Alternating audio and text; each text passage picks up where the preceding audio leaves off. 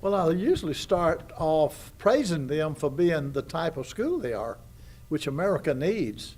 I speak to a lot of religious schools that are religious supported, you know it, and the fix our nation is in right now, we need more. Obviously, a lot of stuff going on in the news with Florida State. What do you think about first of all, the game Saturday night? I thought it was a great game, no matter who you were for. It was a great game. It was a game that came down to one play.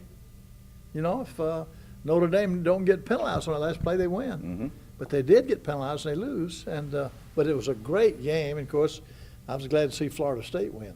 Do you still go to the games? No. Okay, when's the last time you went to a game? I went to 2 games last year because they wanted me to. Okay. Man, I wouldn't want to care anything about going to the game. My daughter, 2 daughters went to the game.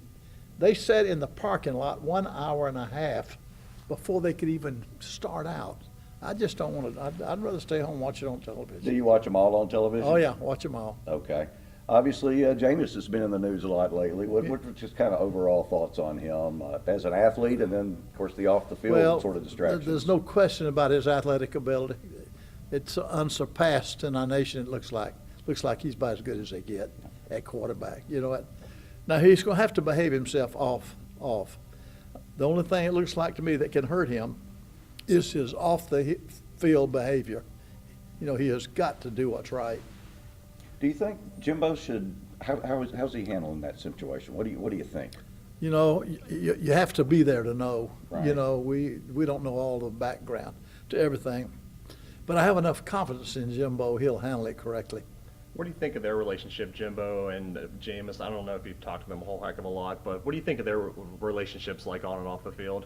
I think they have a very tight relationship. Most coaches do with their players. You know, we go into a boy's home and we recruit him.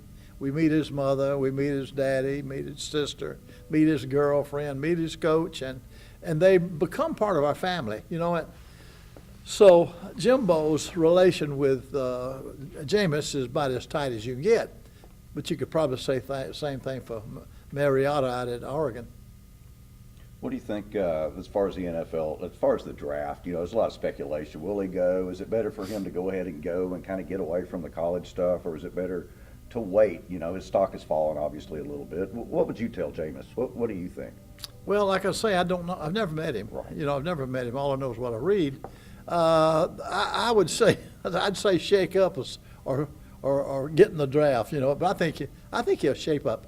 I just don't know him well enough to know what he's thinking. Did you ever have a guy like that? Ever have one like that? Yeah, maybe not with quite the Charlie Ward. I would think. No, maybe, Charlie be the opposite. Yeah, Charlie be the opposite. as a person. Charlie, yeah, as a person, and he played about like him. You know, no, Charlie was the ideal role model that you want.